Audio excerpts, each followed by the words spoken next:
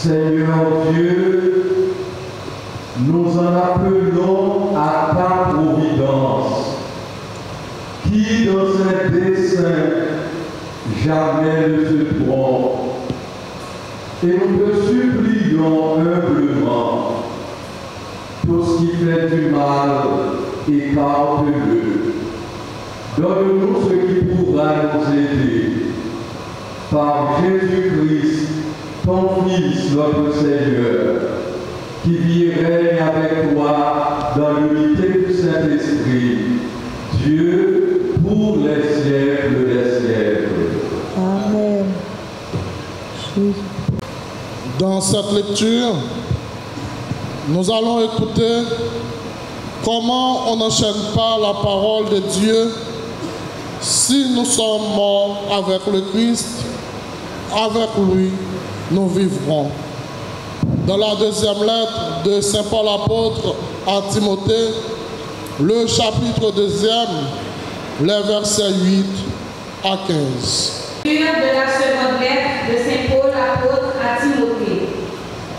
Fils bien-aimé, souviens-toi de Jésus-Christ, le descendant de David. Il est ressuscité d'entre les morts, voilà mon évangile. C'est pour lui que je souffre jusqu'à être enchaîné comme un malfaiteur. Mais on n'enchaîne pas la parole de Dieu, c'est pourquoi je supporte tout pour ceux que Dieu a choisis, afin qu'ils obtiennent eux aussi le salut par Jésus-Christ avec la gloire éternelle. Voici une parole sûre. Si nous sommes morts avec lui nous vivrons. Si nous supportons l'épreuve, avec lui, nous régnerons. Si nous le rejetons, lui aussi nous rejettera. Si nous sommes fidèles, lui, il restera fidèle, car il ne peut se rejeter lui-même. Voilà ce que tu dois rappeler, en déclarant solennellement devant Dieu qu'il faut éviter les querelles de mots. Elles ne servent à rien, sinon à démolir ceux qui les écoutent. Toi-même, efforce-toi de te présenter devant Dieu comme un homme qui a fait ses preuves, un ouvrier qui n'a pas à regretter ce qu'il a fait et qui place tout droit le chemin de la parole de vérité. Parole du Seigneur. Nous allons méditer ensemble avec le psaume 24. Après chaque souffle, nous chanterons « Enseigne-moi, mon Dieu, le chemin qui conduit vers toi. » Enseigne-moi, mon Dieu, le chemin qui conduit vers toi. Enseigne-moi, mon Dieu, le chemin qui conduit vers toi. Seigneur, enseigne-moi tes voies. Fais-moi connaître ta route. Dirige-moi par ta vérité.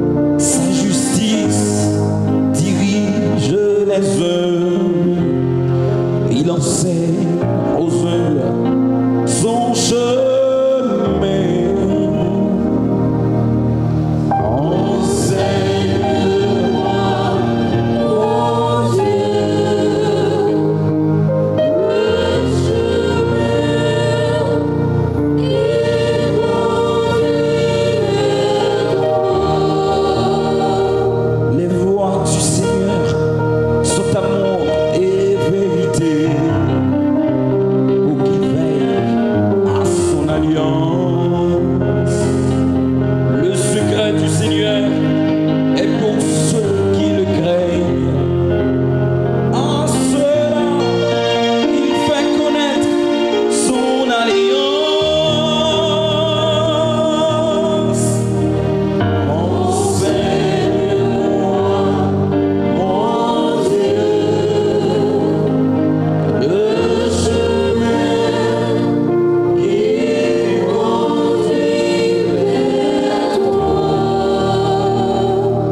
Enseigne-moi, mon Dieu, le chemin qui conduit vers toi. Enseigne-moi, mon Dieu,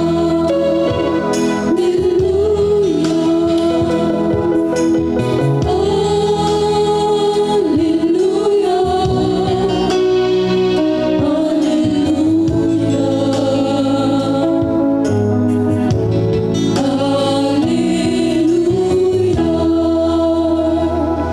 Alléluia, Alléluia.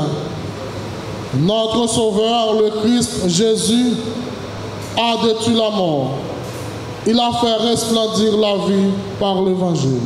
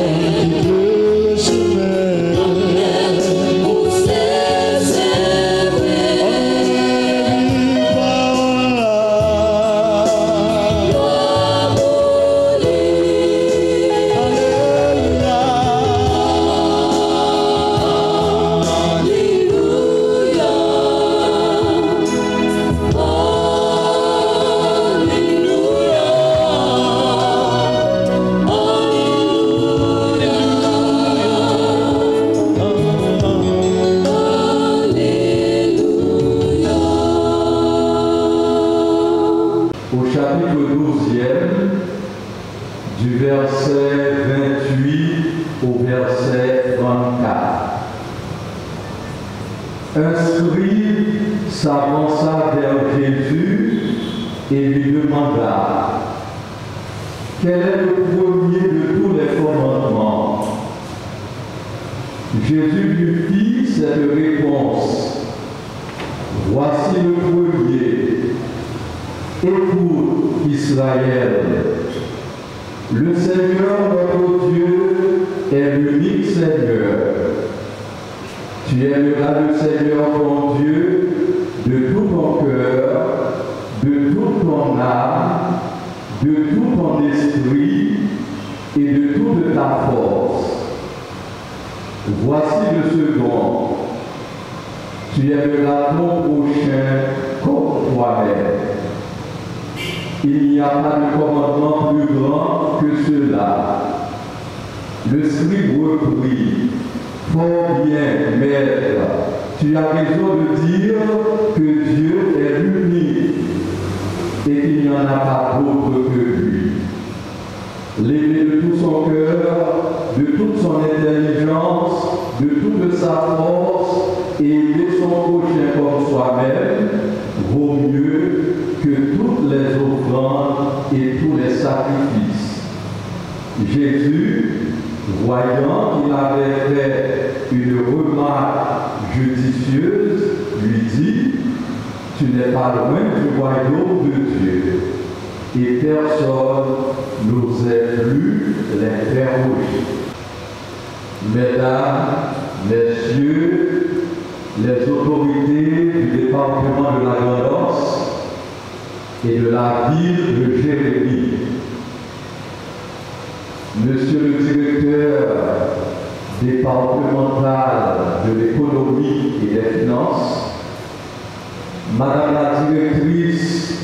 de la DGI, mesdames, messieurs, les cadres et employés de la DGI, chers invités, frères et sœurs bien-aimés.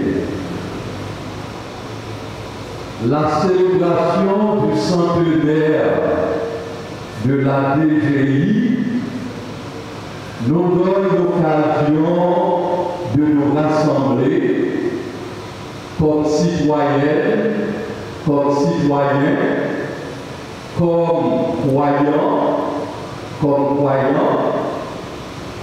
chrétiennes, comme chrétiens, pour rendre grâce à Dieu, maître des temps et de l'histoire, pour ses bienfaits dans nos vies et dans cette institution de l'État, la Direction générale des impôts, dont vous avez la charge de mener à bon port. Et aujourd'hui, en ce jubilé, nous voulons dire merci à Dieu pour cette institution. Dans notre cheminement quotidien, l'Église catholique, dans sa liturgie, ne cesse de nous nourrir du pain de vie, la parole de Dieu. Et ce matin encore, elle nous invite à prendre le chemin qui conduit vers Dieu et qui fait vivre un enfant de Dieu. Et justement, et bien dans le psaume 24 que nous venons de méditer, nous avons prié, nous avons demandé au Seigneur de nous enseigner le chemin qui conduit vers lui. Jésus vient d'avoir une discussion pour le moins tendue avec les Sadducéens sur la question de la résurrection. Le sujet divisait les pharisiens et les Sadducéens. Ces derniers, contrairement au premier, refusant de croire à la résurrection des morts. On comprend dès lors la sympathie éprouvée de manière inattendue par le scribe, un légiste, un docteur de la loi du parti des pharisiens. Pour cela dit, qui vient d'argumenter victorieusement contre leur adversaire commun. À son tour, il va interroger le maître. Mais sa démarche n'est pas simplement une démarche académique, attiré par sa sagesse, il s'avance vers Jésus, s'approche de lui, entre dans son rayonnement. Sa question est plutôt personnelle, même si elle est tout à fait classique. Il était habituel en effet de demander à un maître, à un rabbi, de synthétiser tous les préceptes de la Torah en un seul, dont découvrir tous les autres. D'ailleurs, dans la Bible, eh bien, on enseignait dans les écoles eh bien, qu'il y avait 613 commandements. C'était une manière de lui faire préciser la clé herméneutique dont il se servait pour ouvrir les Écritures. Sans hésiter, Jésus cite la prière, et bien il dit la prière quotidienne et traditionnelle des Juifs qu'on appelait le Shema Israël. Cette prière que les Juifs récitaient 2 fois par jour. Shema Israël, Adonai Elohim, Adonai Echad. C'était comme un credo pour les Juifs. Et ce credo de base rappelle l'unité absolue du Dieu d'Israël. Le Seigneur, notre Dieu, est l'unique Seigneur. Voilà le contenu de la prière des Juifs. Le Seigneur, notre Dieu, est l'unique Adonai et Had. Il n'y en a pas d'autre.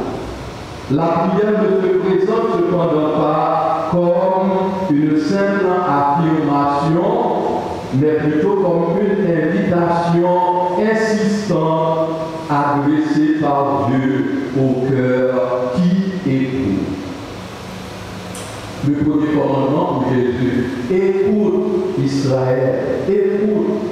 Si ce rappel s'impose au moins 2 fois par jour, c'est dire combien nous sommes spontanément portés aux idoles et combien il est essentiel pour notre vie de foi de nous recentrer sans cesse sur Jésus-Christ, l'unique Seigneur, celui qui nous révèle le visage du Père.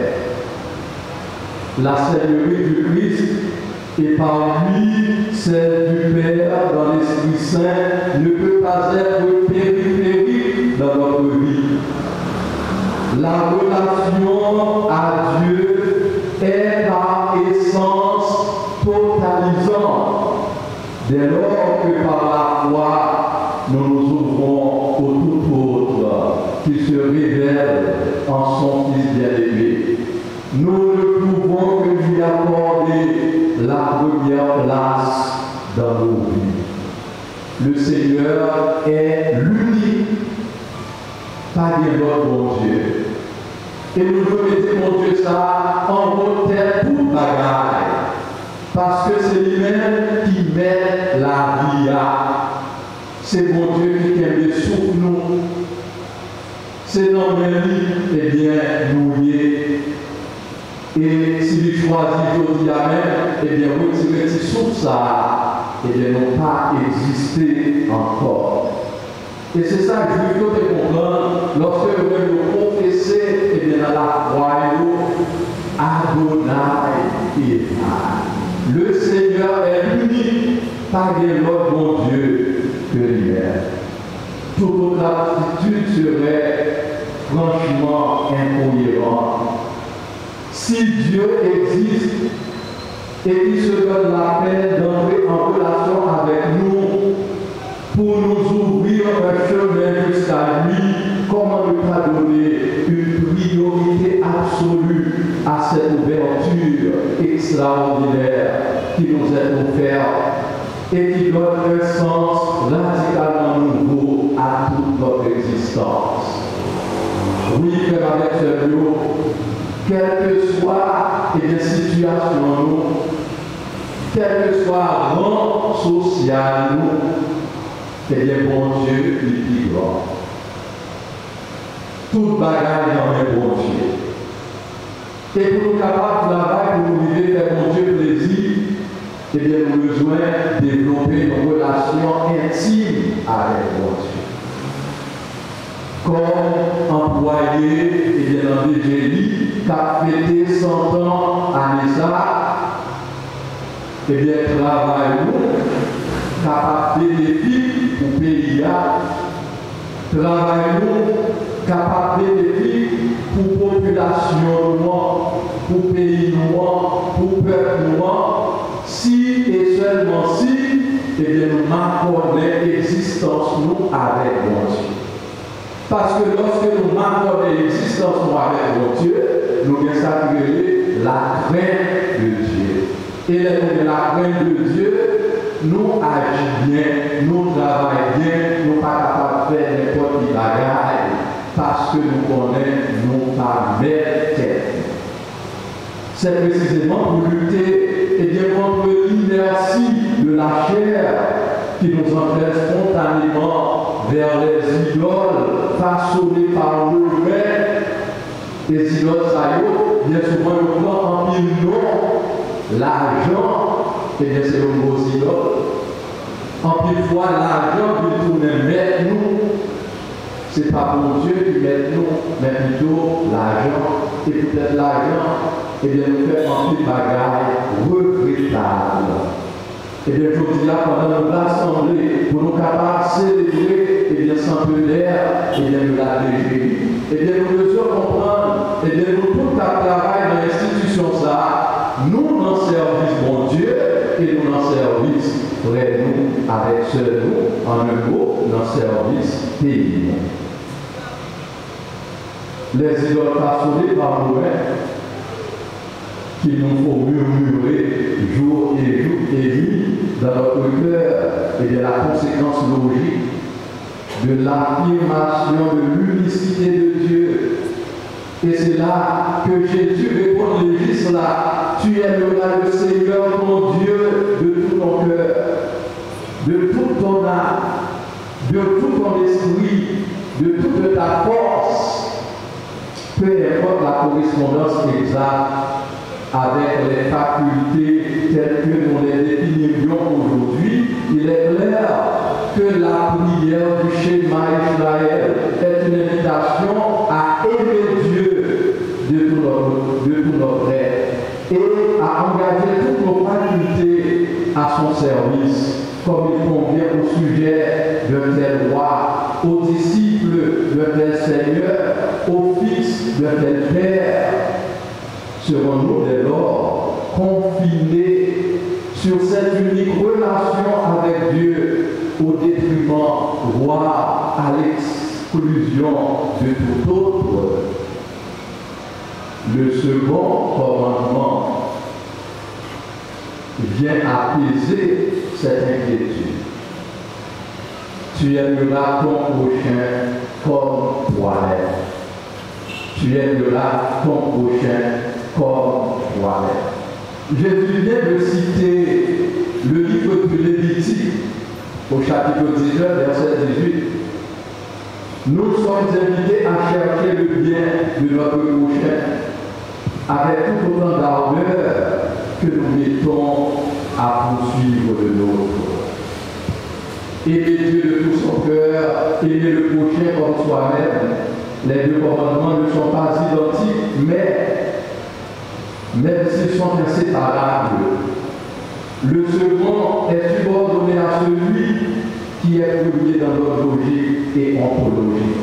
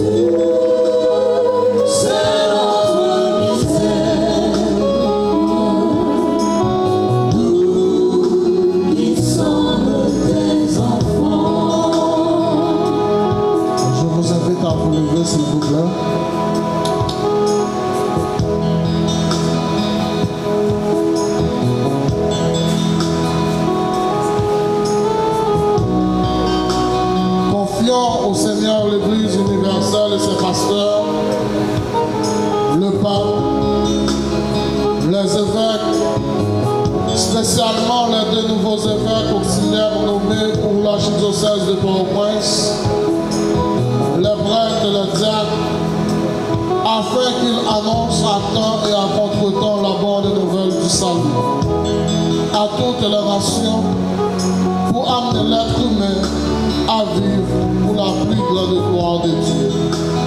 Ensemble, prions. Dieu, c'est notre misère. Nous qui sommes tes enfants.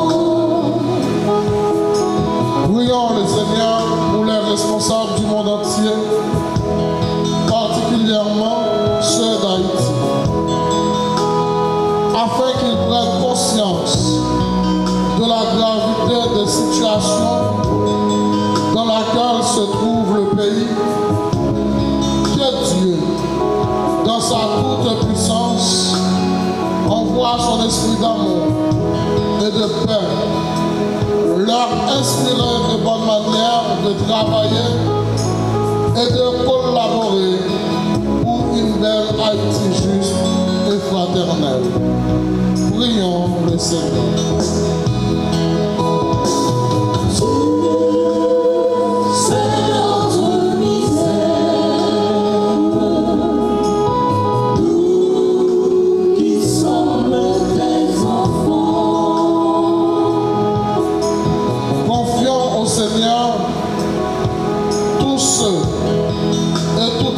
Qui souffrent, les démunis, les orphelins, les marginalisés et les rejetés de la société, ceux qui sont frappés par la chaîne de l'insécurité, afin qu'ils soient aidés par des hommes et des femmes pétris dans le Christ. Ensemble, prions le Seigneur.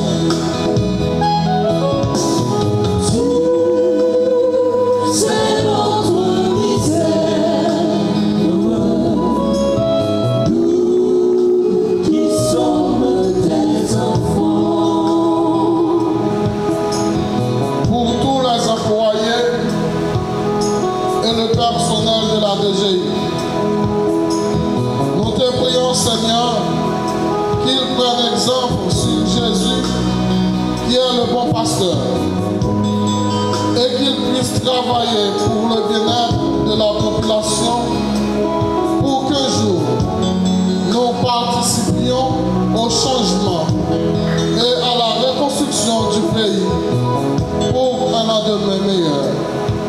Prions le Seigneur.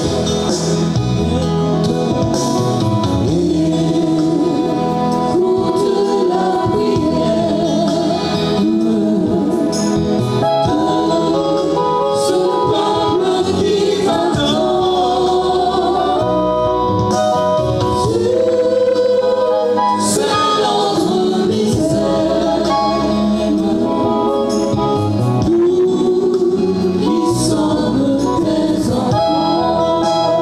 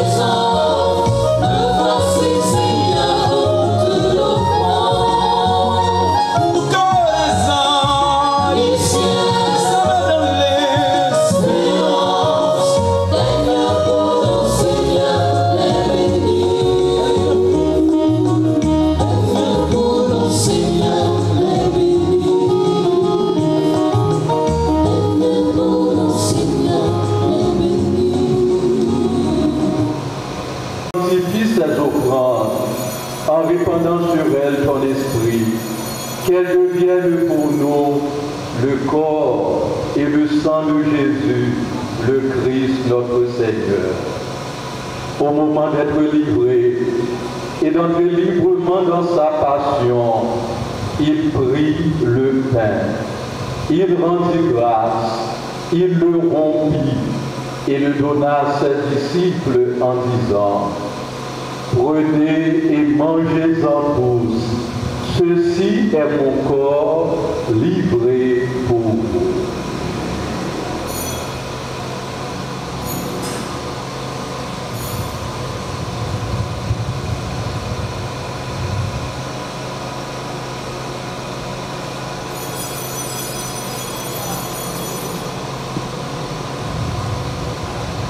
De même, après le repas, il prit la coupe, de nouveau il rendit grâce et la donna à ses disciples en disant: prenez et buvez-en tous, car ceci est la coupe de mon sang, le sang de l'alliance nouvelle et éternelle, qui sera versé pour vous et pour la multitude en rémission des péchés.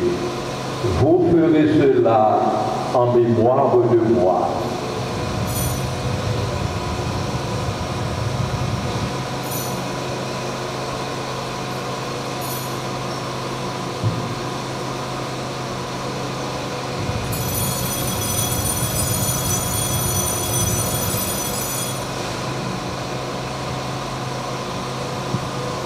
Il est grand le mystère de la foi.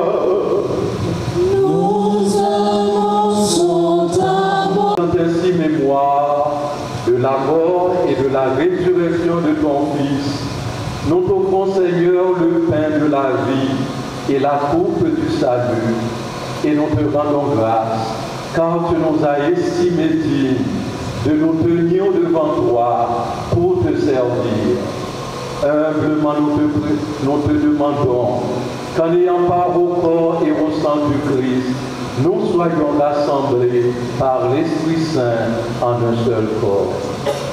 Souviens-toi, Seigneur, de ton Église répandue à travers le monde. Fais-la grandir dans ta charité, en union avec notre pape François, notre évêque Joseph Gontoine d'Écosse, et tous les évêques, les prêtres et les diacres. Souviens-toi aussi de nos frères et sœurs qui se sont endormis dans l'espérance de la résurrection. Et souviens-toi de ta miséricorde de tous les défunts. Accueille-les dans la lumière de ton visage. Sur nous tous, enfin, sur les cadres, les employés de la DGI, nous implorons ta bonté.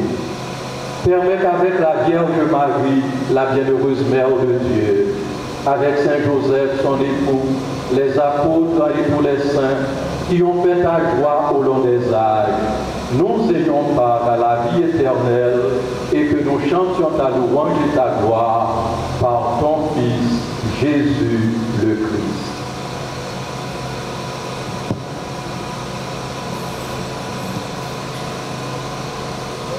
Par lui, avec lui et en lui, à toi, Dieu le Père Tout-Puissant, dans l'unité du Saint-Esprit, tout honneur et toute gloire pour les siècles des siècles.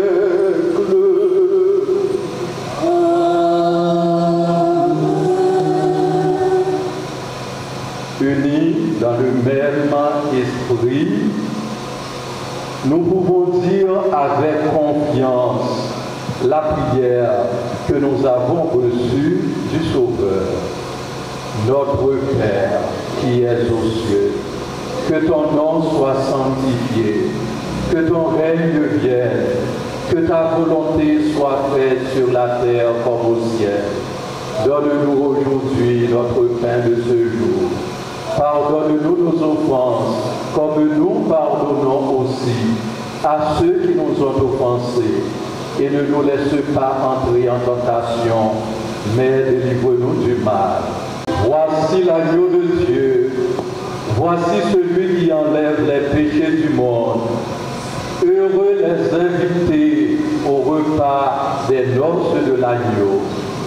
Seigneur, je ne suis pas digne de nous recevoir, mais seulement une parole et je serai guéri. Que le corps et le sang du Christ nous gardent pour la vie éternelle.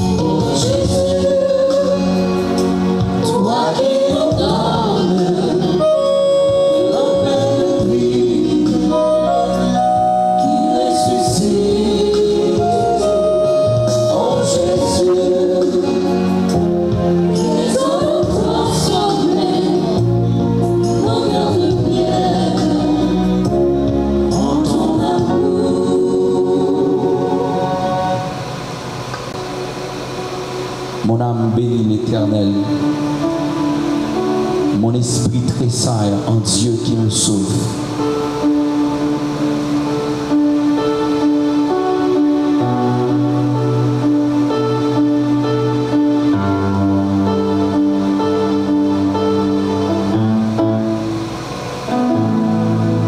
Mon âme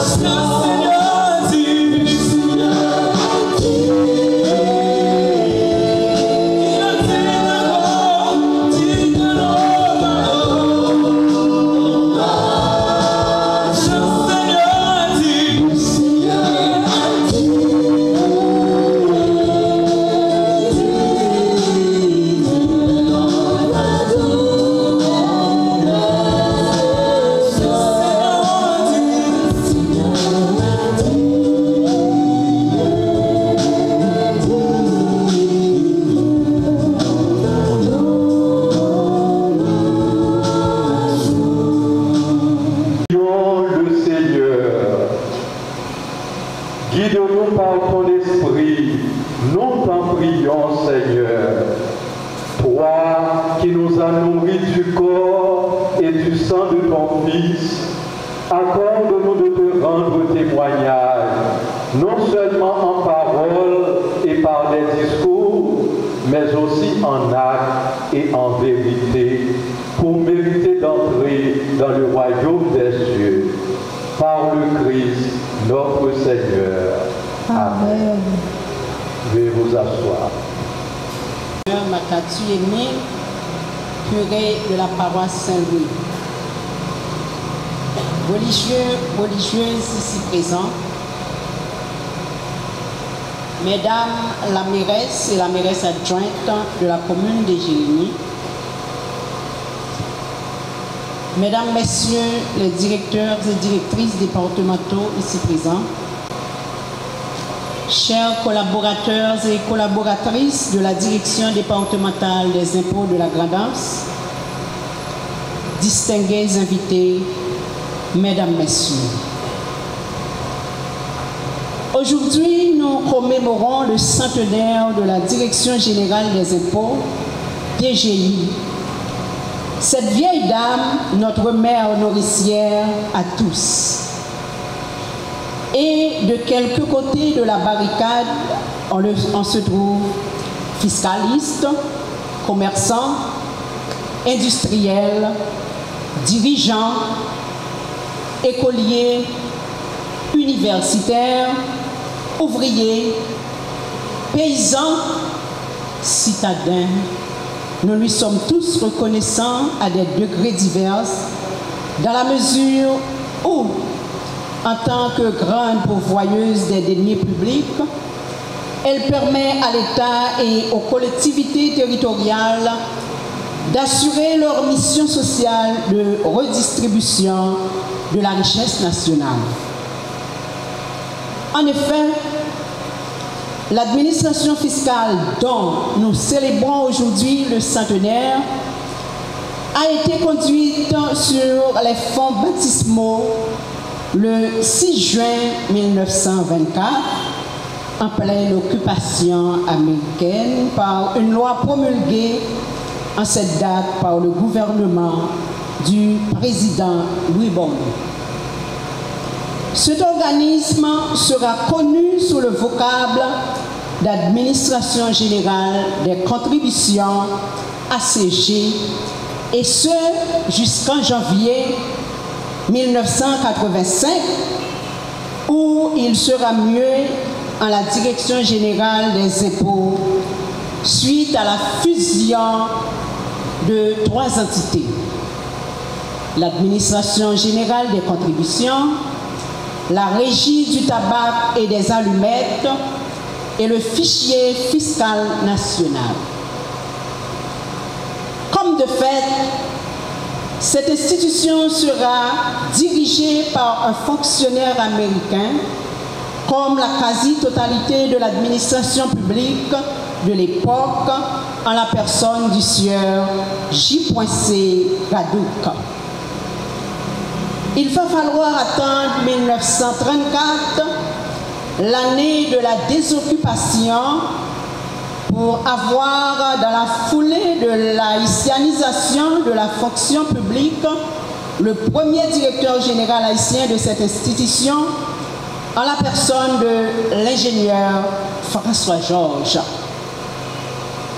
Il faut signaler pour l'histoire que l'AGC et les douanes avaient quasiment fusionné, fonctionnaient sous l'égide d'une seule et même autorité, du moins sous l'occupation américaine. À l'origine, l'AGC avait pour mission de percevoir rien que les impôts internes.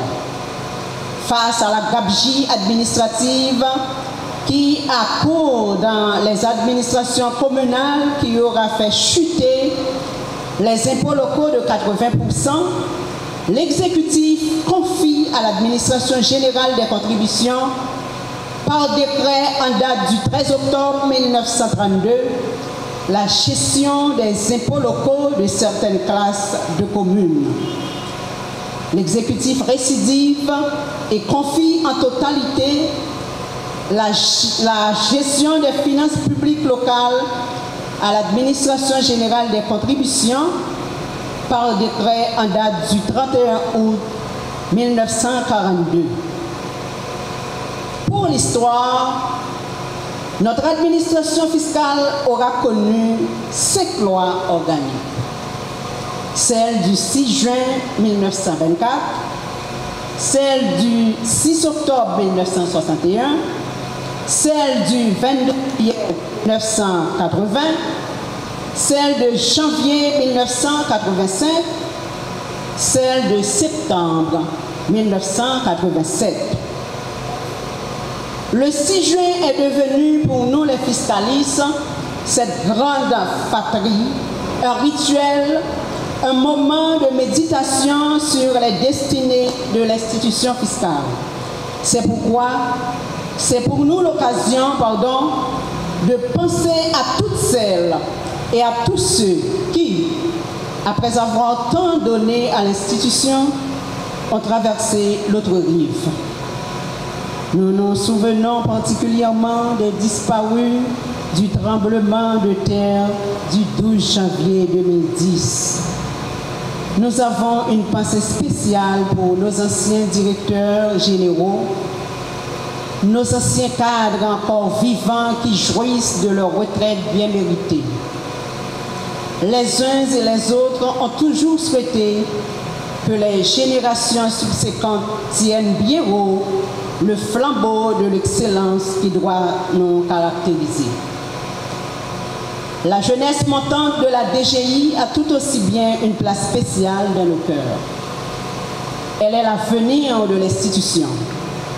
Il faudra compter avec elle. Il lui reviendra de prendre le relais dans les prochaines décennies. Nous l'exhortons à s'y préparer.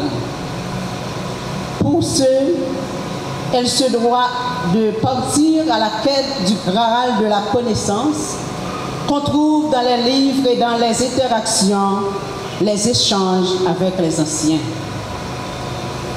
Nous avons une pensée spéciale pour l'ensemble du personnel de la DGI qui, en ces moments difficiles de la vie nationale, ont bravé maints dangers pour répondre à l'appel du devoir. Nous avons tant notre viseur aussi, les directeurs centraux et surtout les directeurs départementaux qui ont fait preuve d'ingéniosité et de courage dans l'accomplissement de leur mission ingrate de recouvrer les impôts, droits et taxes aux fins de pourvoir l'État et les collectivités territoriales des fonds nécessaires pour qu'ils assurent leur mission cardinale. Nous ne saurons oublier le contribuable client haïtien qui a soutenu par ses impôts et taxes l'action des pouvoirs publics. Nous saluons avec beaucoup de déférence sa disponibilité à remplir son devoir civique et le remercions de nous avoir accompagnés dans l'accomplissement de cette noble mission tout au long de ce siècle. Nous tenons à lui dire qu'il est pour nous un partenaire et que nos portes sont toujours grandes ouvertes pour écouter ses doléances et trouver les solutions opportunes. Notre tâche n'est pas de tuer la poule aux œufs d'or, mais plutôt à la faire fructifier. On a davantage à y gagner. L'administration fiscale, dans l'objectif de lui faciliter la vie, s'engage à investir davantage dans les nouvelles technologies de l'information, comme de l'a fait ces dernières années avec le concours, certes, de notre ministère hiérarchique, le ministère de l'économie et des finances, dont nous saluons le titulaire pour l'accompagnement qu'il nous donne, et tout aussi bien des partenaires de la communauté internationale, dont l'Office du Trésor des États-Unis d'Amérique, le FMI, l'Union européenne à travers Expertise France, le CREDAF, Affaires mondiales Canada, l'OCDE, le CIAT, pour ne citer que cela. La presse, qui a toujours été le relais entre la DGI et la population, n'est pas en reste. Nous lui en savons gré de nous avoir accompagnés toutes ces années dans nos différentes campagnes de sensibilisation. Mesdames, Messieurs, la DGI, c'est une grande famille. Elle ne se réduit pas à la portion congrue de notre personnel. La DGI saillit à toutes les couches de la population, fait appel à toutes les sphères de la vie nationale pour accomplir pleinement ses missions.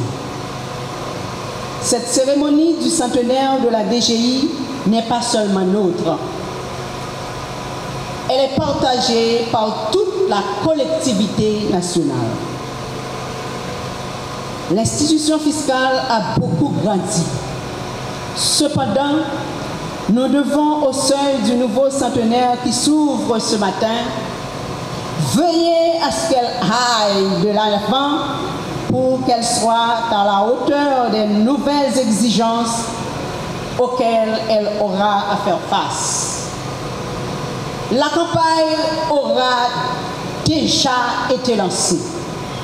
La DGI s'est dotée de nouveaux outils légaux, dont un nouveau Code général des impôts, CGI, et d'un livre des procédures fiscales, LPF, appelé à être opérationnel en octobre prochain. Et pour asseoir toutes ces nouveautés, une nouvelle loi organique a été rédigée. Elle est en train d'être peaufinée pour son éventuelle promulgation. Chers collègues, une nouvelle DGI est possible. Nous vous exhortons à travailler davantage pour qu'il en soit ainsi. C'est un rêve atteignable. Il va falloir conjuguer nos efforts pour transmettre aux générations du nouveau centenaire une administration fiscale moderne qui réponde aux exigences de leur temps. Donnons un nouveau sens au futur de la fiscalité en Haïti en plaçant le signe de la sacralisation de l'impôt pour le centenaire qui vient de commencer. Toutefois, nous profitons pour remercier le grand architecte de l'univers, le maître du ciel et de la terre qui nous a permis de braver des difficultés malgré tout. Merci au clergé paroissial pour la célébration de la messe d'action de grâce. Merci à la chorale Espoir de l'Église. Merci à tous et à toutes qui, d'une manière ou d'une autre, ont rendu possible cette messe d'action de grâce. Nous souhaitons à tous et à toutes une bonne fête du centenaire. Merci.